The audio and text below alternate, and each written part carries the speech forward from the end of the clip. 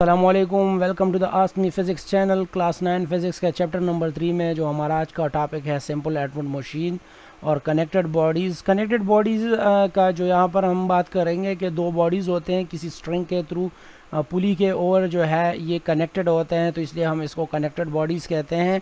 और जो हमें सिस्टम दिया गया है ये एक सिंपल एटवुड्स मशीन का है, जो पुली के ओर जो दो मासेस है, डेफिनेटली दोनों की मासेस जो है वो डिफरेंट होगी।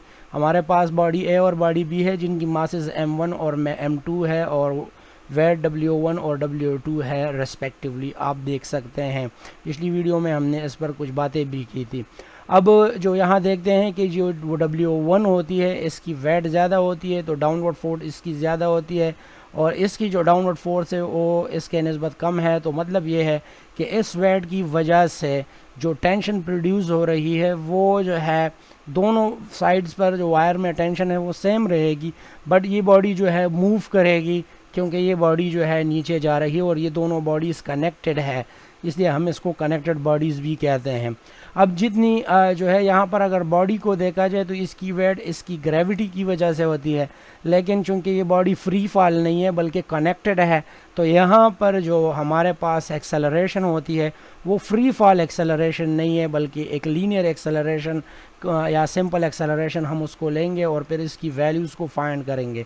इस सिस्टम में जो दो अहम चीज़ें हमारे लिए होगी जिसको मालूम करना ज़रूरी है, एक है टेंशन और दूसरी जो है वो है एक्सेलरेशन। टेंशन को हम टी से डिनोट करेंगे, अगर हम तीर का निशान ना डालें तो भी आपके कंसेप्ट में ये क्लियर होनी चाहिए कि ये असल में जो टेंशन है ये भी फोर्स है और वेक्टर क्वांटिटी है। जब अगर आप देखते हैं इधर, ठीक है, तो यहाँ पर जो बॉडी नीचे की तरफ जा रही है ये प्योर वेट नहीं है, क्योंकि ऑलरेडी हम बता चुके हैं कि जिस तरह जी ग्रेविटी प्योर नहीं है तो इस तरह ये जो नी डाउनवर्ड फोर्स लग रहा है ये भी प्योर नहीं है। मतलब जो यहाँ पर जो वेट है उससे असल में ये वाला वेट जो है वो क्या होता है, इससे जो है वो इसके अपोजिट लगता है, तो इसकी जो नेट रिज़ल्ट होती है वो कुछ और होती है, प्योर वेट नहीं होती। अगर हम यहाँ पर बॉडी ए को कंसिडर करते हैं, पहले हम बॉडी ए के लिए इक्वेशन बनाते हैं। तो बॉडी ए के लिए जब आप इक्वेशन बनाने जाते हो तो आप देख सकते हैं कि ये बॉडी एक खास फोर्स के साथ नीचे आ रहा है। लेट सपोज अगर ये बॉडी ए है तो इसका जो बॉडी है ये m1a के साथ नीचे जा रहा है, ठीक है, ये m1g के साथ नहीं, m1g की वजह से जा रहा है, लेकिन यहाँ पर जो एक्सेलरेशन है वो a है क्योंकि ये कनेक्टेड है, फ्री फॉल नहीं है कि हम यहाँ पर g की वैल्यू ले। तो ये बॉडी जब नीचे की तरफ जा रही है तो ये m1a के साथ यानी इस एक्सेलरेशन के साथ ये जो है डाउनवर्ड जा रही है। अच्छा, अब ये अगर डाउनवर्ड जा रही है तो m1a के साथ, ठीक है, आप इसको फोर्स का नाम भी दे सकते हैं, ठीक है, अगर आप इसको कहें कि F1, ठीक है, तो यहाँ पर ये आप इस कंसेप्ट को यहाँ लेके कि F1 फोर्स जो है वो नेट फोर्स है ये इस बॉडी ए पर जिसके साथ ये नीचे जा रही है। तो ये F1 जो है ये किस चीज़ के बराबर आपके पास आएगा, देखिए यहाँ पर जो वेट है वो डाउनवर्ड W1 डाउनवर्ड की तरफ जा रहा है, लेकिन इसमें जो इस वेट से जो है ये टेंशन की जो वैल्यू है वो सब्ट्रैक्ट होने जा रही है, ठीक है। अब इस टी की जो टेंशन जो है ये इस बॉडीज़ का जो फोर्स है, ठीक है, वो इस पर अप्लाई हो रहा है, तो ये इसको अपवर्ड अपोजिट डायरेक्शन में खींच रहा है। तो मतलब ये है कि जो प्योर वेट है उसमें से अगर आप टेंशन की वैल्यू निकालते हैं तो आपके पास जो है फिर वो नेट फोर्स बचेगा। तो यहाँ पर हम जो है नेट फोर्स की जो वैल्यू है m1a और यहाँ पर जो इसकी वैल्यू है m2 m2 यहाँ पर हम कंसिडर नहीं करेंगे, ये W1 की जो वैल्यू है वो है m1g, ठीक है, माइनस टेंशन। तो ये हमारे पास एक इक्वेशन बन गया, हम इसको इक्वेशन नंबर 1 कहेंगे। यहाँ पर जो अहम चीज़ें हैं तो वो है ए और टी, क्योंकि m1 तो हमें मालूम होगी जो ऑब्जेक्ट है इसको कैलकुलेट करना आसान होता है थ्रू बैलेंस, और जी भी आपको पता है कि वो 9.8 वैल्यू है। तो जो वेरिएबल वैल्यूज़ है और अहम वैल्यूज़ है वो ए और टी होती है जिसको हमने फाइंड करना है इस सिस्टम के लिए। ठीक है। अच्छा, अगर हम अब दूसरी साइड पर चेक करें तो अब हम बॉडी बी को कंसिडर करेंगे। ठीक है, ये जो आप इधर से इसके बाद फिर यहाँ आप देख सकते हो, तो बॉडी बी को अगर आप कंसिडर करते हैं तो ये भी एक्सेलरेशन ए के थ्रू जा रहा है। ठीक है, तो यहाँ पर ये बॉडी जो ऊपर की तरफ जा रही है तो इस पर भी एक नेट फोर्स ही लग रहा है जिसको हम F2 का नाम देंगे। वो अपवर्ड जो है वो जो है एक्ट कर रहा है क्योंकि ये बॉडी ऊपर जा रही है। तो ये जो नेट फोर्स है F2, ठीक है, तो ये असल में एक्सेलरेशन ए के साथ रवाना है, तो आप इसको M2A भी कह सकते हैं। चले, ये F2 जो है ये बराबर होता है। अब यहाँ पर ये टेंशन ऊपर की तरफ है तो हम इसकी वैल्यू लेंगे, लेकिन इस टेंशन से एक और वैल्यू है जो कि डाउनवर्ड की तरफ जो है वेट, ये वेट जो है ना इस टेंशन के ख़िलाफ़ पीछे जो है वो नीचे लग रहा है। ठीक है, नीचे लग रहा है, तो इसको हम, ये इसके अपोजिट है तो हम इसको माइनस में लिखेंगे W2। ठीक है, ये टेंशन के अपोजिट डायरेक्शन में। और इन दोनों, यहाँ पर भी जो बॉडी ऊपर जा रही है ये पेवर टेंशन नहीं है बल्कि ये असल में इससे वेट 2 सब्ट्रैक्ट हो रही है। तो अब अगर आप F2 को देखें तो ये इसकी मास M2 है और एक ख़ास एक्सेलरेशन के साथ रवाना है, तो आप इसको M2A लेके टेंशन की वैल्यू अपनी जगह और W2 की जो वैल्यू है उसको हम M2G लिखेंगे। और इस तरह हमारे पास जो इक्वेशन नंबर 2 है वो हमारे पास यहाँ पर आ गई है। ठीक है, तो ये अब हमारे पास दो इक्वेशंस है जिसमें अगेन मैं कहूँगा कि ए और टी जो है वो हमने मालूम करना है, जो कि बहुत ही इम्पोर्टेंट होते हैं। और बाकी जो क्वांटिटीज़ है वो आप जो है ना इजीली फाइंड कर सकते हैं किसी भी बैलेंस के थ्रू, और जी की वैल्यू कांस्टेंट होती है। तो अब इन दोनों इक्वेशंस को मुख्तलिफ़ टूल्स यानी मैथमेटिक्स के मुख्तलिफ़ तरीक़ाकार, जिसमें आप जो है वो मैट्रिक्स मेथड भी ले सकते हैं, एडिशन एंड सब्ट्रैक्शन या सब्स्टिट्यूशन मेथड को उठा के जो है ना आप इन दोनों को सॉल्व करें तो आपको जो है ये दो इक्वेशंस हैं। ठीक है, आपके पास वेरिएबल ए और टी। ठीक है, इन दोनों के लिए आप इसको सॉल्व कर सकते हैं। जैसे कि मैथमेटिक्स में अगर आपके पास दो इक्वेशन हो एक्स वाई में, ठीक है, इस तरह, और P X plus Q Y equal to R, अगर ये दो इक्वेशन है जिसमें एक्स वाई वेरिएबल है, दो वेरिएबल्स अननोन है और दो इक्वेशन आपको दिए गए हैं, तो आप इससे इसको फाइंड कर सकते हैं। तो इसी तरह हमारे पास जो ये इक्वेशन है ए और टी के वेरिएबल में जो दो इक्वेशन बन गए, तो इसमें से हम ए और टी की वैल्यू कैलकुलेट करके निकाल सकते हैं। इस इक्वेशन को आप मज़ीद भी जो है सिंपल करके लिख सकते हैं। फॉर एग्ज़ाम्पल, अगर हम इसको इस तरह लिखे कि ये M1A और माइनस टी को उस साइड पर ले जाए तो ये प्लस टी हो जाएगा, और इस साइड पर M1G आपके पास आ गया, तो इसको आप इक्वेशन नंबर 1, और इसी तरह आप इसको भी कैलकुलेट कर सकते हैं, यानी ए और टी की शक्ल में। अगर आप इस इक्वेशन को देखें तो M2A ये प्लस टी उधर जाएगा तो ये माइनस टी बन जाएगा, और इस साइड पर आपके पास माइनस M2G की वैल्यू आ जाएगी, जिसको आप इक्वेशन नंबर 2 कह सकते हैं। अब इन दोनों इक्वेशंस को हम सॉल्व करेंगे और एक्सेलरेशन और टेंशन की जो वैल्यू है वो यहाँ पर जो है हम कैलकुलेट करके निकालेंगे। प्रीवियसली हमने जो इस लास्ट पेज पर हमने ये दो इक्वेशंस निकाले थे, ये बॉडी ए के लिए और ये बॉडी बी के लिए।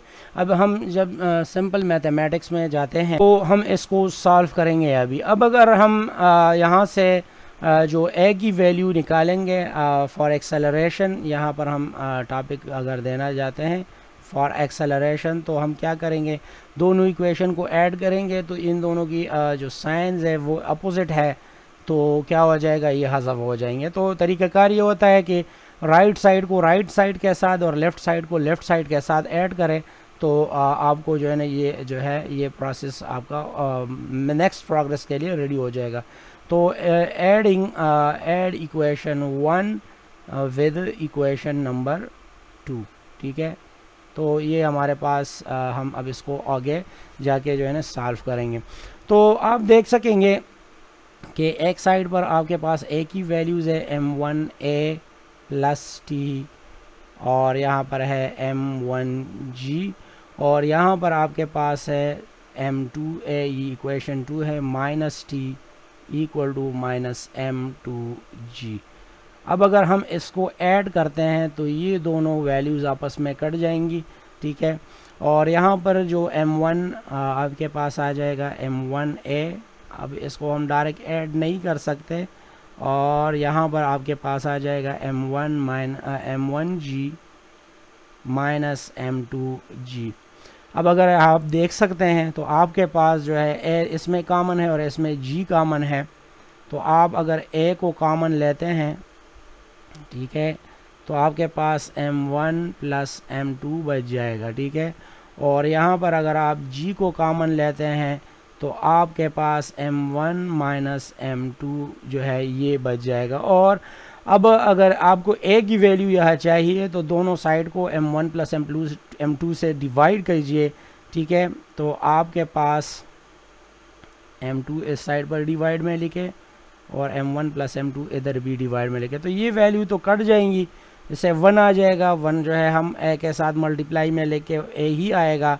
और यहाँ पर आपके पास जो फाइनल इक्वेशन बनेगा m1 माइनस m2, और यहाँ बनेगा m1 प्लस m2, इसको हम ब्रैकेट में बंद करके यहाँ पर लिखेंगे g। अब यहाँ पर जो इम्पोर्टेंट ये हमारे पास ये इक्वेशन नंबर 3, इसको हम नाम देंगे। और ये फार्मूला अब डेवलप हो चुका है a की वैल्यू के लिए, यानी m1 और m2 की जो डिफरेंस है और फिर उसकी जो एडिशन है उसकी फ्रैक्शन पर ही डिपेंड करती है, यानी उसकी जो फ्रैक्शन से जो वैल्यू आएगी वो g के साथ मल्टीप्लाई होके आपको जो है ना a की वैल्यू देगी। तो आपने यहाँ इस इक्वेशन में a को फाइंड आउट कर दिया है इन टर्म ऑफ g। अब यहाँ से हम टेंशन की वैल्यू भी निकालेंगे। तो टेंशन के वैल्यू के लिए हम यहाँ लिखेंगे फॉर टेंशन, हम यहाँ क्या करेंगे, अब इसी इक्वेशन नंबर 3 की जो भी वैल्यू है अगर आप वो उठाते हैं किसी भी इक्वेशन में यहाँ पुट करके डालोगे तो आपको जो वैल्यू निकलेगी वो टेंशन की वैल्यू निकलेगी। अगर हम यहाँ पर पुट करते हैं इक्वेशन 3 को 2 में डालते हैं या 1 में डालते हैं, वो आपकी मर्ज़ी है। चलो हम पुट इक्वेशन 3 की जो वैल्यू है वो डालते हैं इक्वेशन नंबर 1 में, दोनों से आपको सही अपना जो है वो वैल्यू मिल जाएगी, एक फार्मूला निकलेगा। इसमें डालते हो या इसमें, तो इक्वेशन नंबर 1 को पहले हम सेटल करते हैं, या अगर आप सेटल नहीं करते तो चलो इधर देखते हैं। m1a प्लस t है और फिर m1g है। अब अगर हम t को फाइंड करते हैं तो इसको अकेले छोड़ते हैं और इस m1a को उस साइड पर ले जाते हैं जो माइनस हो जाएगा। तो यहाँ पर आपके पास आ जाएगा m1g और यहाँ पर आ जाएगा माइनस m1a। अब a की जो वैल्यू है वो इक्वेशन नंबर 3 से आप निकाल चुके हैं, तो यहाँ पर पुट कर दे। तो m1g माइनस m1, और यहाँ पर जो a की वैल्यू है वो डाल दे m1 minus m2 divided by m1 plus m2 into g, ठीक है। अब वो होता क्या है, इधर हम इसको सिर्फ सिंपल मैथमेटिक्स टर्म में इसको सॉल्व करेंगे, ठीक है। m1 दोनों में है, g भी दोनों में है, तो हम m1g को यहाँ से कॉमन करके निकाल देंगे। तो आपके पास जो बचेगा, यहाँ से m1g निकला तो 1 आया, माइनस m1g निकला तो यहाँ पर just m1 minus m2 divided by m1 plus m2 की वैल्यू आ गई। इसको आप ब्रैकेट में बंद करें। अब अगर थ्रू LCM करते हैं तो यहाँ पर हम जो है यहाँ पर एक 1 को निकालते हैं, तो 1 और m प्लस 1 m2 का जो LCM निकलेगा वो जो है m1 प्लस m2 ही होगा।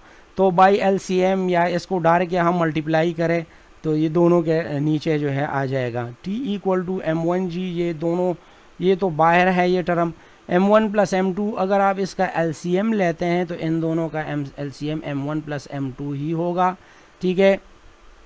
अब अगर m1 प्लस m2 को 1 से डिवाइड करते हैं तो m1 प्लस m2 ही आएगा, जो कि ये इस 1 के साथ मल्टीप्लाई हो जाएगा।